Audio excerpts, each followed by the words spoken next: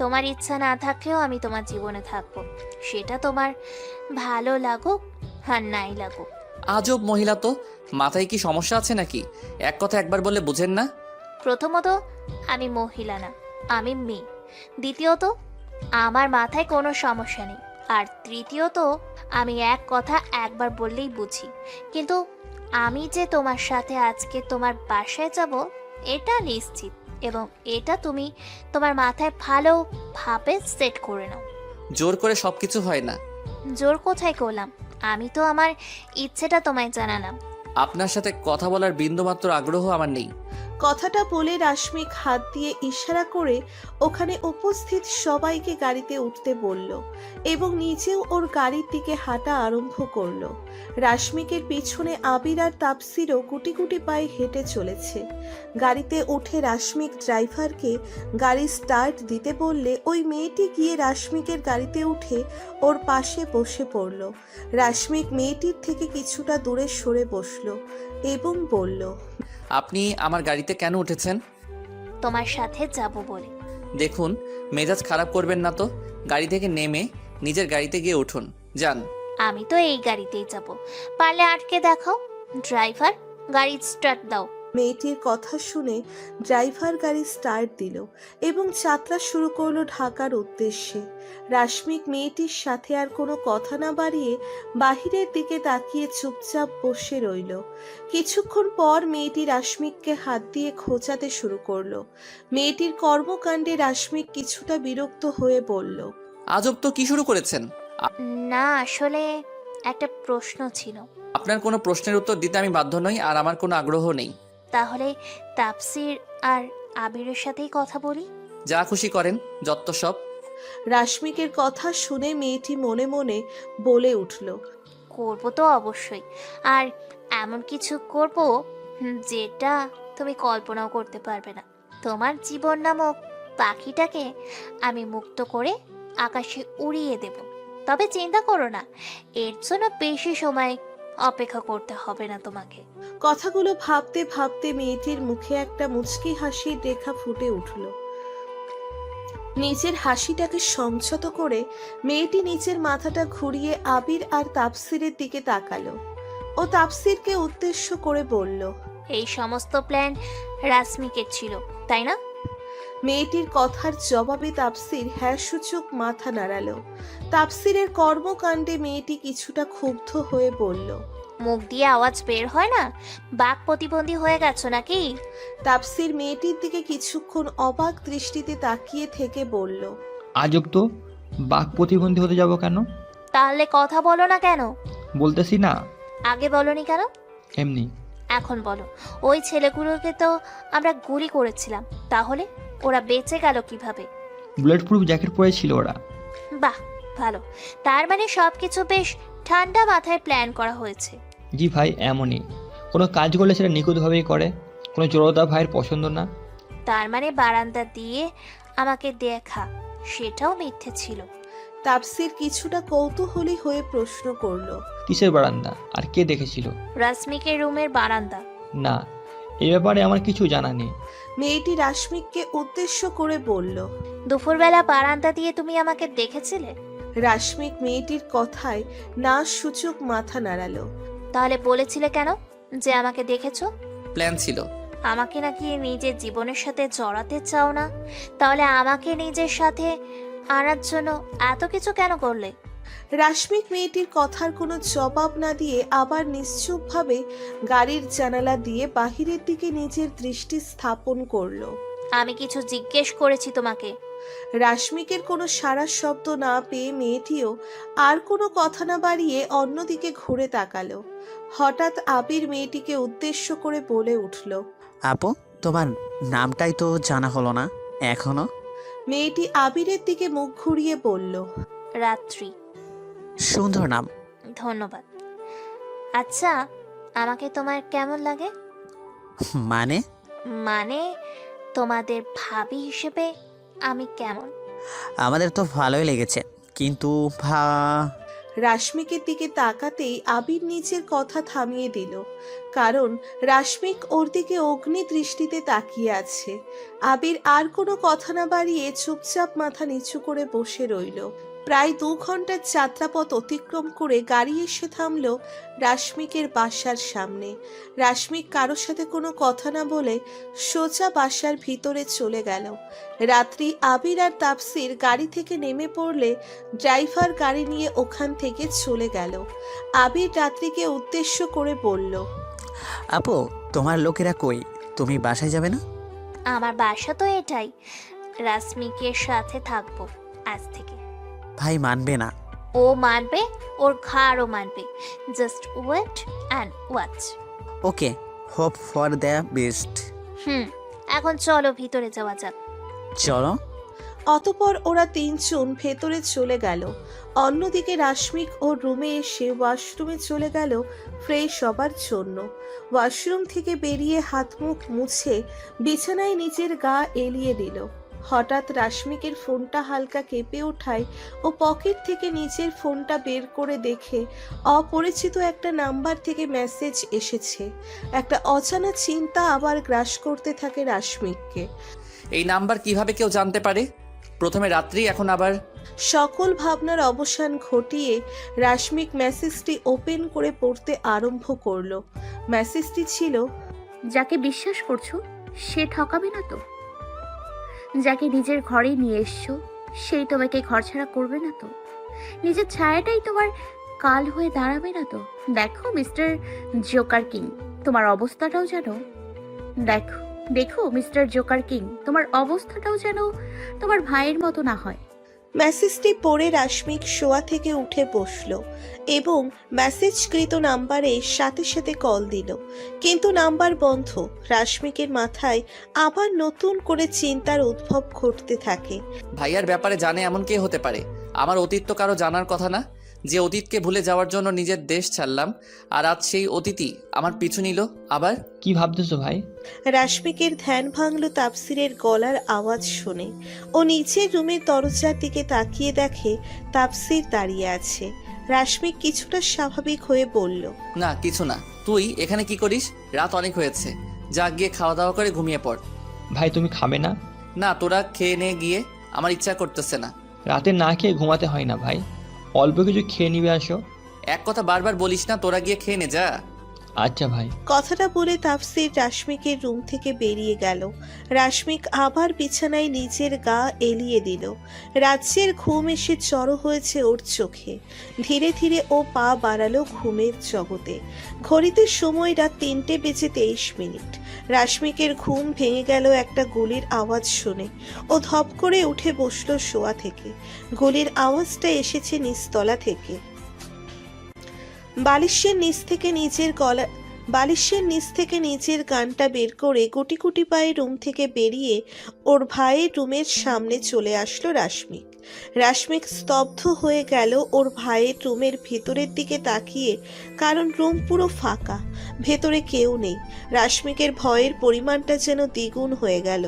ও কিছুটা নিচু স্বরে বলল, ভাইয়া তুই কি ভিতরে আছিস? কারো কোনো সারা শব্দ না পেয়ে রাশমিক পকেট থেকে নিজের ফোনটা বের করে আবিরের নাম্বারে একটা কল দিল, কিন্তু নাম্বার বন্ধ। আবিরের নাম্বার বন্ধ পেয়ে ও তাপসিরের নাম্বারে কল দিল। কিছুক্ষণ রিং হবার পরে অপর প্রান্ত থেকে তাপসির কলটা রিসিভ করলো। হ্যাঁ ভাই বলো, এত রাতে ফোন দিলা যে? কোথায় তুই? আমি তো আরিফ ভাইয়ের কাছে একটু বিক্রমপুর এসেছিলাম। কেন? আবির কি তোর সাথে গেছে? না ভাই, ও তো বসাতেই আছে। কেন, কোনো সমস্যা হয়েছে নাকি? আবিরের নাম্বারে কল দিলাম কিন্তু নাম্বার বন্ধ। হয়তো চার্জ নেই, না হলে ফোন অফ করে ঘুমোচ্ছে। কিন্তু আবির তো এমন কাজ কখনো করে না, তাহলে আজকে হঠাৎ? রাশমিকের কথা শেষ হবার সাথে সাথে আর একটা গুলির আওয়াজ ভেসে আসলো ওর কানে। ঘটনার আকস্মিকতায় রাশমিকের হাত থেকে ওর ফোনটা নিচে পড়ে গেল। তবে এবারের গুলির আওয়াজটা আর বাসার ভিতর থেকে আসেনি, এসেছে বাসার বাহির থেকে। রাশমিক তড়িঘড়ি করে পা বাড়ালো সিঁড়ির দিকে নিচে নামার উদ্দেশ্যে। পুরো বাড়ি অন্ধকার, তাই কোনো কিছুই ভালোভাবে দেখা যাচ্ছে না। তবে বাহিরে ঝুম বৃষ্টি পড়ছে, আর তার সাথে আছে মেঘেদের বজ্রপাত। পুরো বাড়িতে ঘুটঘুটে অন্ধকারে ছেয়ে থাকলেও বজ্রপাতের আলোতে মাঝে মাঝে বেশ স্পষ্ট হয়ে ওঠে সবকিছু। রাশমিক সিঁড়ি থেকে নেমে যখন বাসার মেইন গেটের দিকে পা বাড়াতে যাবে, তখনই ও কোনো কিছুর সাথে হোঁচট খেয়ে নিচে পড়ে গেল। অন্ধকারে কোনো কিছুই দেখতে পাচ্ছে না ও। তবে হঠাৎ একটা বজ্রপাতের আলোতে কারো চেহারা ওর সামনে স্পষ্ট হয়ে উঠল। চেহারাটা দেখার সাথে রাশমিকের মুখ থেকে একটা অস্ফুট শব্দ বের হয়ে আসলো। আবির। আবিরের রক্তাক্ত দেহ পড়ে আছে মেঝেতে। রাশমিক ওর হাতটা এগোচ্ছে মেঝেতে পড়ে থাকা আবিরের নিথর দেহের দিকে। তৎক্ষণাৎ আর একটা গুলির আওয়াজ ভেসে আসলো ওর কানে। এবারের গুলিটাও বাহিরে করা হয়েছে। রাশমিক আর ওখানে বসে না থেকে উঠে পা বাড়ালো বাসার বাহিরের দিকে। হাঁটতে হাঁটতে রাশমিক ওদের গার্ডেনের ঝর্ণার সামনে চলে এসেছে। আর একটু সামনে আগাতেই আরিফের রক্তাক্ত দেহ ওর চোখে পড়ল। ও দৌড়ে গিয়ে বসে পড়ল আরিফের লাশের পাশে। ওর চোখ দিয়ে অনবরত পানি গড়িয়ে পড়ছে। হঠাৎ একটা মেয়েলি কণ্ঠস্বরের আওয়াজ শুনে রাশমিক সামনের দিকে তাকালো। সামনে দাঁড়িয়ে থাকা মানুষটাকে দেখে রাশমিক বসা থেকে উঠে দাঁড়ালো এবং বলল, তুমি? অবাক হলে? দাঁড়াও, তোমার জন্য একটা গিফট আছে আমার কাছে।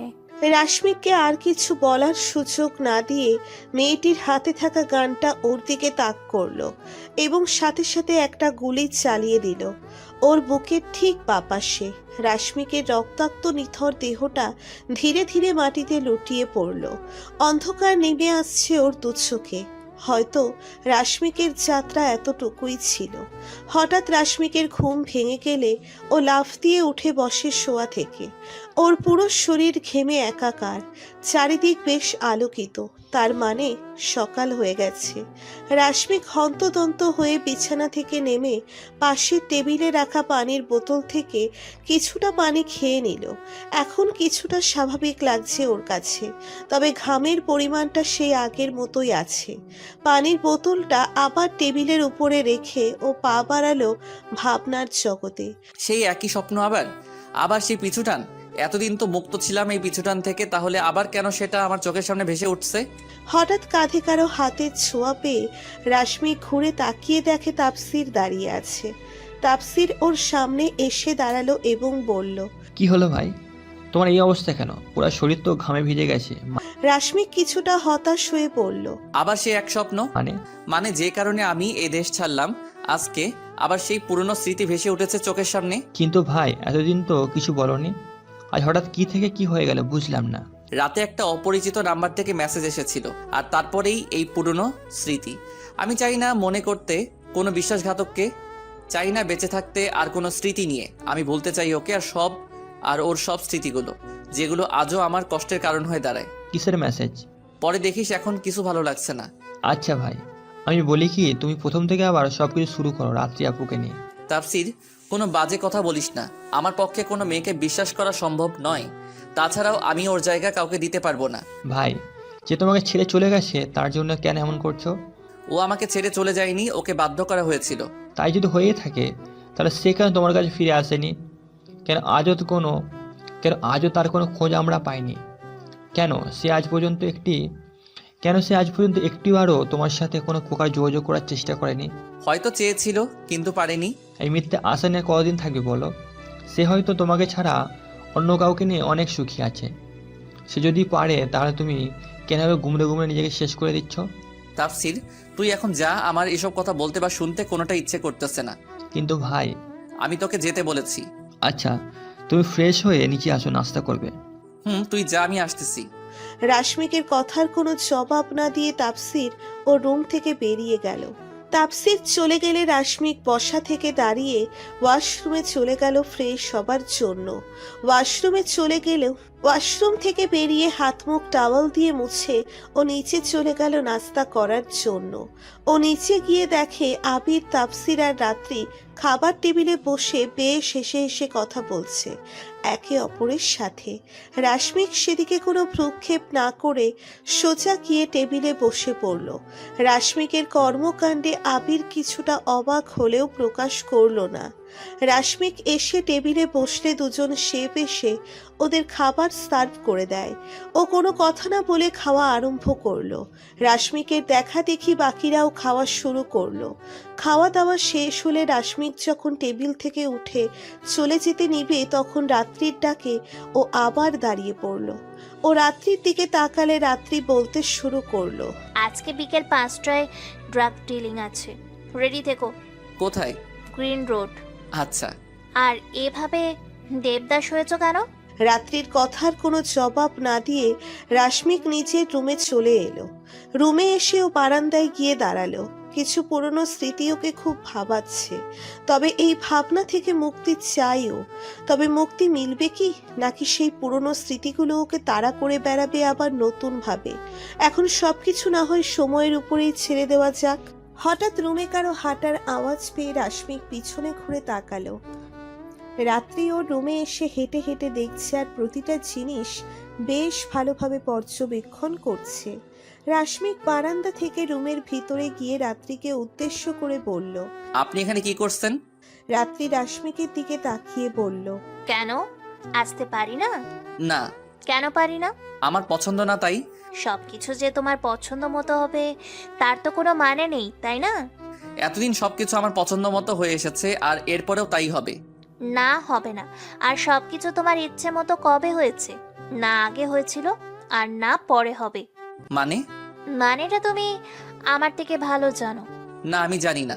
আপনি একটু বলুন, আমি জানতে চাই। রাত্রি একটা মুচকি হাসি দিয়ে ওর মুখটা রাশমিকের মুখের সামনে নিয়ে নিচু গলায় বলল। এত তাড়াতাড়ি নিজের অতীত ভুলে গেলে? রাশমিক রাত্রির থেকে দু কদম পিছনে গিয়ে কাপা কাপা গলায় বলল। কে আপনি? আর আমার অতীত সম্পর্কে আপনি কিভাবে জানেন? রাশমিকের কর্মকাণ্ডে রাত্রি অট্ট হাসিতে ফেটে পড়ল। রাশমিক অবাক হয়ে তাকিয়ে আছে রাত্রির হাসির দিকে। এই হাসিটাও আগেও কোথাও যেন দেখেছে। খুব পরিচিত এই হাসিটা ওর কাছে। রাশমিক পা বাড়ালো ভাবনার জগতে। তাহলে কি ও? না, এটা কিভাবে সম্ভব? ওকে তো আমি নিজের হাতে। তাহলে এই মেয়েকে কে? কেন ওর হাসিটা আমার কাছে একটা পরিচিত মনে হচ্ছে? কেন মনে হচ্ছে ওকে আমি খুব ভালো করে চিনি? কেন মনে হচ্ছে? কেন? রাশমিকের ধ্যান ভাঙলো রাত্রির গলার আওয়াজ শুনে। কি হলো? কোথায় হারিয়ে গেলে? কিছু ভাবছিলে নাকি? আমি আপনাকে একটা প্রশ্ন করেছিলাম, উত্তরটা কিন্তু এখনো পেলাম না। কোন প্রশ্ন? কে আপনি? আর আমার অতীত নিয়ে আপনি কিভাবে জানেন? তোমার অতীতের সাথে আমি জড়িত, তাই জানি। মানে? আরে, ফাহিমকে মারার পর থেকে তো তুমি আমার কথা মতোই সব কাজ করেছো, তাই বললাম আর কি। রাশমিক একটা স্বস্তির নিঃশ্বাস ত্যাগ করে বলল। ও আচ্ছা, আপনি এখন যান এখান থেকে। আমি একটু একা থাকতে চাই। কেন? আমি থাকলে কি প্রবলেম? থাকি না একটু তোমার কাছে। আমার এইসব ন্যাকামো একদমই পছন্দ না, তাই ভদ্রভাবে বলছি বেরিয়ে যান এই রুম থেকে। আচ্ছা, তাই নাকি? তা না গেলে কি করবে একটু শুনি। আজব মহিলা তো আপনি। একটা কথা একবার বললে বুঝেন না, এত পেঁচান কেন? আগেও বলছি, এখন আবার বলছি, কান খুলে শুনে রাখো। প্রথমত, আমি মহিলা না, আমি মেয়ে। আর দ্বিতীয়ত, এই আমার সাথেই তোমাকে বাকি জীবনটা কাটাতে হবে। তাই আমাকে রুম থেকে বেরিয়ে যেতে বললেই যে আমি চলে যাব, এতটা ভালো মেয়ে আবার আমি না। এইসব আজাইরা চিন্তাভাবনা মাথা থেকে বের করে দিন। আমি কোনোদিন কোনো সম্পর্কে যেতে পারবো না। কথাটা বলে রাত্রির কোনো জবাবের অপেক্ষা না করে রুম থেকে বেরিয়ে গেল রাশমিক। রাশমিক বেরিয়ে যাওয়ার সাথে সাথে রাত্রি একটা পৈশাচিক হাসি দিয়ে বিছানার উপরে বসে পড়ল। জোকার কিং এর চোখে আমি ভয় দেখেছি, আজকে তো শুধু ভয় পেলে। আর মাত্র কয়েকদিন অপেক্ষা করো, এই ভয় থেকে তোমাকে মুক্তি দেওয়ার দায়িত্ব আমার। আর আমার দায়িত্ব আমি নিখুঁতভাবে পালন করব, কোনো অভিযোগের জায়গা রাখবো না। ধুর, আমিও কেমন বোকার মতো কথা বলি। অভিযোগ দেবার সুযোগটাই তো তুমি পাবে না। তোমার ভাই তোমাকে ছাড়া অনেক কষ্টে দিন যাপন করছে, যেটা দেখে আমার বোনটা অনেক কষ্ট পাচ্ছে, আর আমার বোনের কষ্ট আমি দেখতে পারবো না। এর চেয়ে ভালো তোমার ভাইয়ের কাছে গেলে তুমিও শান্তিতে থাকবে, তোমার ভাইকেও একা একা থাকতে হবে না, আর আমার বোনটাও ভালো থাকবে। কিন্তু তোমরা সবাই যদি চলে যাও, তাহলে আমি একা একা এখানে থেকে কি করব? আচ্ছা, আমারও কি তোমাদের সাথে চলে যাওয়া উচিত? না না, এত তাড়াতাড়ি আমি গিয়ে কি করব? এখনো তো জীবনে অনেক এনজয় করা বাকি আছে। তার চেয়ে বরং তোমরা যাও। এটাই ভালো হবে। রাশমিক নিচে এসে দেখে আবির আর তাপসি ড্রয়িং রুমের সোফায় বসে গল্প করছে। রাশমিককে দেখে ওরা দুজন বসা থেকে উঠে দাঁড়ালো। রাশমিক ওদের দিক থেকে নিজের দৃষ্টি সরিয়ে পা বাড়ালো বাসার মেইন গেটের দিকে। রাশমিকের কর্মকাণ্ড দেখে আবির আর তাপসির দুজনেই কিছুটা অবাক হলো। তাপসি রাশমিককে উদ্দেশ্য করে বলল,